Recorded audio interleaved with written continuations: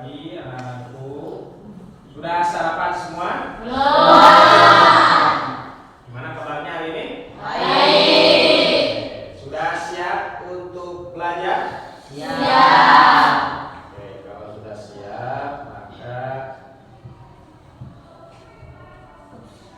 kita akan belajar tentang memahami Al-Quran ya secara lengkap.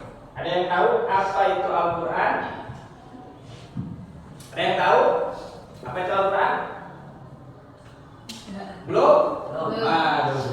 Ya, di sini kita lihat secara bahasa Al-Quran berasal dari kata qara'a yang artinya adalah membaca. Jadi Al-Quran itu apa? Membaca. Bacaan. Ya, sesuatu yang harus kita baca. Suka baca Quran? Suka. Berapa kali sehari? Harusnya tiap hari itu membaca Al-Quran. Secara istilah Al-Quran adalah kalamullah yang diturunkan kepada Nabi Muhammad sebagai mukjizat dan petunjuk hidup. Ya. Berapa tahun diturunkannya? Ada yang tahu? Selama 20 tahun. 22 hari Kerja. ya, pokoknya 23 tahunan ya. Al-Quran diturunkan secara berangsur. Nah, ini ada Al-Quran itu namanya bukan hanya Al-Quran, tapi ada nama-nama lain ya dari Al-Quran. Ada apa aja di situ? Ada Al-Furqan. Ada nama Furqan? Enggak ada. Nah, apa Furqan itu? Artinya adalah pembeda antara yang benar dan yang salah. Jadi Al-Quran itu fungsinya adalah untuk membedakan mana yang benar dan mana yang salah. Sehingga kalau kita tidak mengetahui apakah ini benar atau salah, buka Al-Qurannya. Maka Al-Quran menjadi petunjuk ke jalan yang lurus. Seperti dalam Al-Quran disebutkan ihdinas siratal mustaqim. Yang kedua ada disebut dengan az-zikr atau az-zikr ya. Yang artinya adalah pengingat bagi umat manusia ya. Karena manusia itu kalau tidak diingatkan dia suka lupa. Nah, sehingga kita sebagai manusia perlunya berzikir untuk mengingat bahwa ini ternyata salah, itu benar. Maka perlunya kita punya teman yang pengingat. Ada di sini yang suka mengingatkan orang lain? Nah, bagus ya. Karena wajib hukumnya kita mempunyai teman yang suka mengingatkan satu kepada yang lain ya. Kemudian yang ketiga, nama lain Quran itu adalah An-Nur. Ya, ada namanya Nur? Nama An-Nur. An-Nur itu adalah cahaya. Jadi yang namanya Nur ya, dia akan bercahaya. Cahaya untuk menerangi kegelapan. Karena dengan adanya Al-Quran kita bisa mengetahui ya. Karena dulu itu kan kita masih di zaman jahiliyah, zaman gelap gulita. Dalam arti semua perbuatan-perbuatan itu tidak diketahui benar atau salah ya. Tapi setelah Quran turun maka disitulah ada titik terang ya, bahwa ternyata agama yang diturunkan oleh Allah kepada Nabi itu adalah agama Islam yang berpedoman terhadap Al-Quran. Sehingga pedoman zaman lain ada apa aja? Ada kitab Zabur, kitab Injil, kitab Taurat, ya. Itu semua tidak berlaku ketika Al-Quran turun. Oke. Ya, bisa hafal ini nama-nama lain? Karena banyak sebenarnya nama-nama lain Al-Quran. Cuma yang kita di sini ada Al-Furqan. Apa Al-Furqan teh? Pembeda. Az-Zikr, pengingat. An-Nur, cahaya. Oke, nah ini adalah sejarah turunnya Al-Quran. Ya, secara singkat aja. Ya, ada Al-Quran itu di situ ada dua ya. Ada ayat-ayat Makkiyah, ada ayat-ayat Madaniyah disebutnya. Ya, kalau ayat-ayat Makkiyah yang di Mekah, ayat yang diturunkan di kota Mekah, ya. Atau ketika Rasul sebelum hijrah. Mana hijrahnya?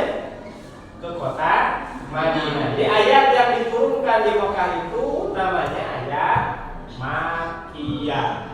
Kalau ayat Makkiyah itu berisi pada akidah dan tauhid. Karena memang pada zaman itu umat Islam belum sebanyak sekarang. Jadi masih menyebarkan tentang tauhid yang dari asalnya menyembah apa? Berhala, kemudian beralih menyembah Allah, ya. Sehingga ayat-ayat di Mekah itu turunnya berupa akidah dan tauhid. Kemudian setelah Nabi hijrah, maka ada yang disebut dengan ayat Madaniyah. Kenapa Madaniyah? Karena hijrahnya ke Madinah. Walaupun misalkan turunnya bukan di Madinah, tetap disebutnya Madaniyah. Karena Madaniyah itu ayat-ayat Quran yang diturunkan setelah Nabi hijrah. Ya, nah, maka ketika Nabi hijrah, di situ sudah ayat-ayatnya itu berupa hukum-hukum dan aturan sosial. Karena ketika di Madinah itu Islam sudah menyebar, ya, sehingga diperlukan adanya hukum dan aturan sosial yang mengatur tata cara kita hidup. Ya, di sini ada tadi disebutkan berapa tahun Al-Quran itu turun? 22 tahun, 2 bulan, 22 hari. Jadi selama itu Al-Quran diturunkan kepada Kanjeng Nabi, ya, secara apa? Berangsur-angsur, ya. Oleh siapa diturunkannya? Malaikat Jibril. Kayak wahyu yang pertama diturunkan. Nah, ya, wahyu yang pertama diturunkan, ayat atau yang pertama diturunkan itu adalah surat Al-Alaq yang berbunyi Iqra bismi rabbikal ladzi khalaq. Ya, yang artinya adalah bacalah. Padahal Nabi itu dulu belum bisa baca. Tapi kenapa ayat yang pertama Iqra? Karena baca di sini adalah membaca situasi di kota Madinah. Di mana diturunkannya? Di Gua Hiro, ya, Gua Hira atau Gua Hiro tulisannya. Ini wahyu yang pertama turun itu adalah surat Al-Alaq ayat 1 sampai 6 kalau tidak salah, ya.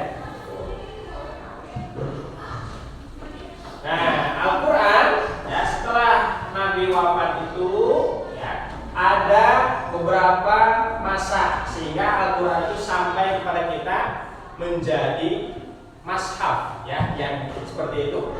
Karena dulunya Al-Quran itu belum dibukukan ketika zaman Nabi itu tidak dibukukan, tetapi dihafal oleh para hafiz Quran. Ya, ada yang hafal di sini? Ada yang hafal Quran? Nah, kalau belum, misalnya, maka kita harus punya cita-cita untuk menjadi hafiz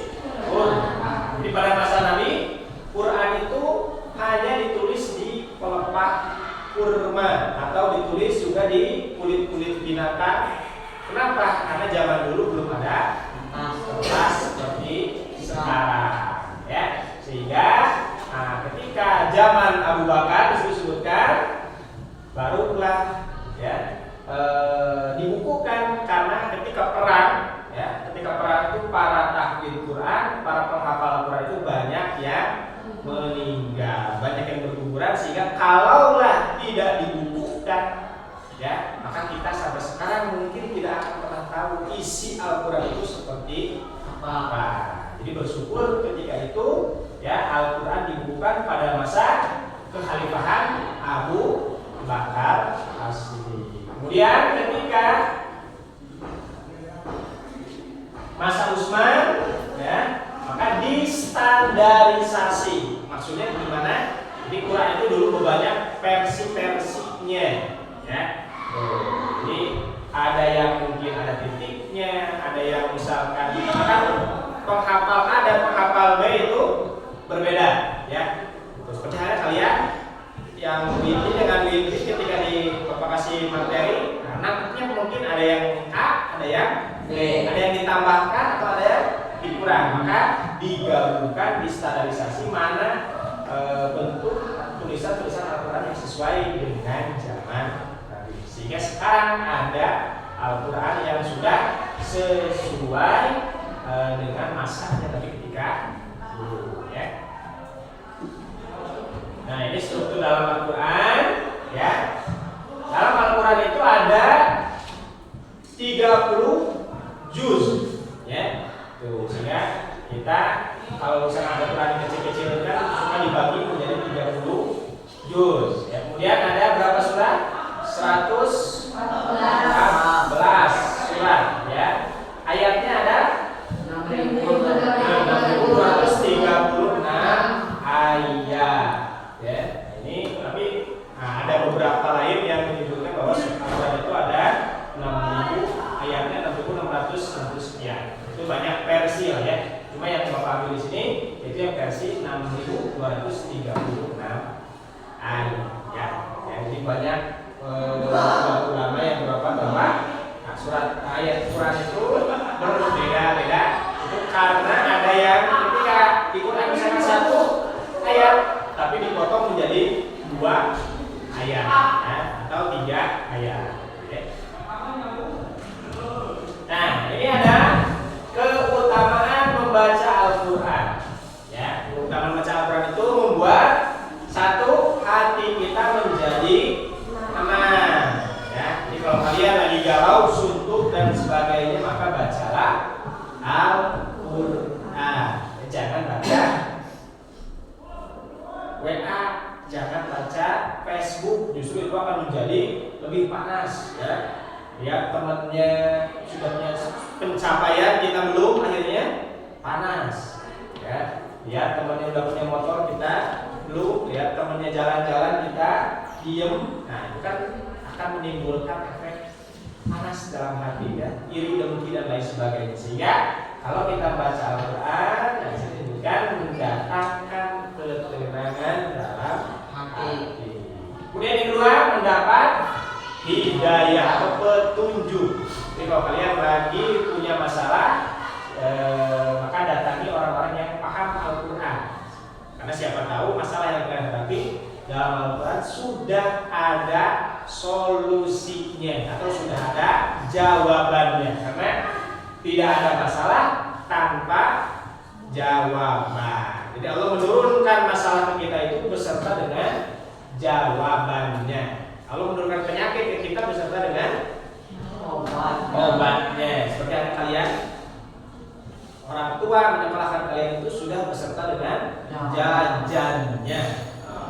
Jadi gak mungkin kalau kalian di sekolah kan jajan, ya pasti ada 1.000, 2.000 dan kemudian terakhir mendapatkan pahala ya. Jadi kalau kita baca HP mungkin saja tidak ada pahalanya karena yang kita baca mungkin bukan sesuatu yang baik. Tapi kalau Al-Quran, jangankan membaca, melihat saja, mendengarkan orang lain yang membaca Al-Quran itu juga dapat pahala. Apalagi kalau kita yang membaca, melihat, memegang ya, kemudian mengamalkan, maka akan mendapat pahala yang banyak. Ya, fungsi Al-Quran ya, sudah tadi sebutkan menjadi petunjuk hidup, pedoman ya, karena kita setiap aspek apapun harus sesuai dengan Al-Quran. Kalau tidak ada di Al-Quran ya, maka harus berhati-hati, takutnya kita salah langkah. Kalau kita salah langkah nanti bisa terjerumus ke dalam jurang api neraka. Itu bahaya ya. Ada yang mau masuk neraka? Tidak mau? Nah, maka jangan membuat perbuatan yang bisa menjerumuskan. Kemudian menjadi sumber hukum. Jadi hukum-hukum dalam agama Islam kita, dalam kehidupan kita, sumbernya itu semua dari Al-Quran. Ya, ada menjadi obat hati seperti tadi, ya, menyembuhkan penyakit hati dan jiwa. Kemudian menjadi mukjizat untuk nabi. Ya. Kesimpulannya, maka Al-Quran adalah pedoman hidup bagi kita, ya. Maka kita harus pelajari, pahami dan amalkan. Oke, ya. Ya, soalnya tetap sama, cuma beda tampilan aja. Ya. Siap? Di waktu sama. 30 detik. Ayo.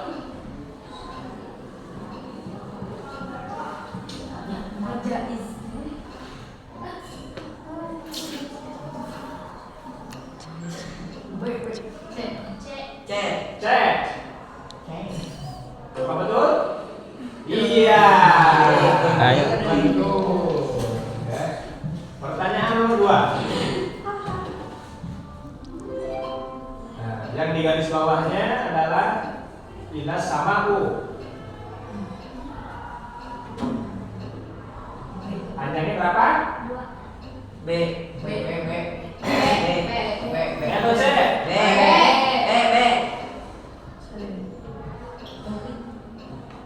Benar salah? Salah. Ya, panjangnya 5. Oke, nomor 3. Kita bisa minta waktu tambahan atau bisa 50-50, ya.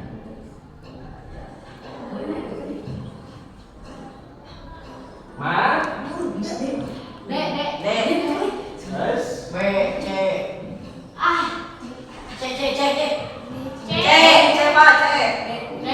Apakah benar? Iya. Ya. Kemudian lanjut. Nah, ini bonus, ya. Kita punya poin. Silakan pilih mau yang mana? Mau poin nanti ya? Ya kan nanti. Sok, yang mana pilih? Yang mana?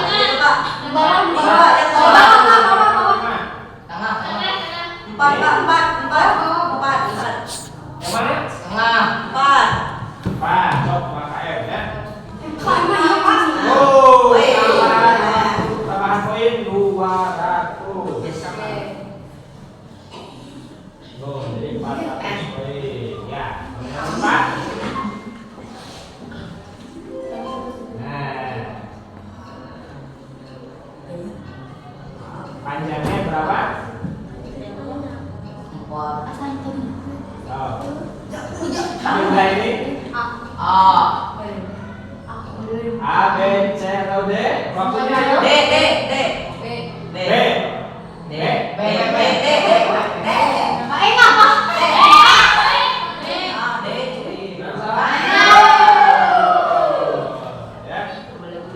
Satu lagi, pertanyaan terakhir, ya. Baroka, berikut garis bawah. Hukum bacaan tersebut adalah B.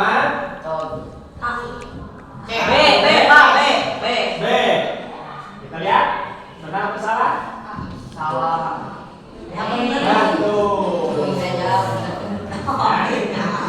Oke, jadi kuis.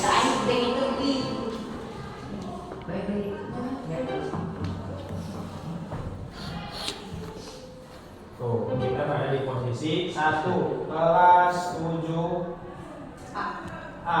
Nanti diadu dengan kelas 7B. Ya.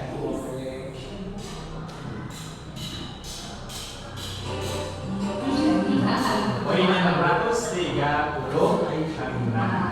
Oke, karena kuis sudah selesai, maka berakhirlah mata pelajaran kita pada kesempatan kali ini. Semoga apa yang Bapak sampaikan bisa dicerna dengan baik. Sekian. Salam. Assalamualaikum warahmatullahi wabarakatuh.